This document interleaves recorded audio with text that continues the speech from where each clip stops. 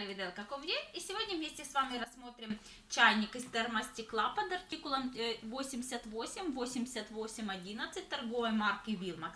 Итак, данный чайник, как я уже сказала, из термостекла. Объем данного чайника 1600 мл. У него вот такая вот бамбуковая крышка с уплотнительным кольцом, вот так вот закрывается. Такая оригинальная у него форма. Обратите внимание, здесь такое специальная нержавеющая вот сетечка для того, чтобы не проходила заварка. Ну, конечно же, его можно будет вытянуть, чтобы помыть.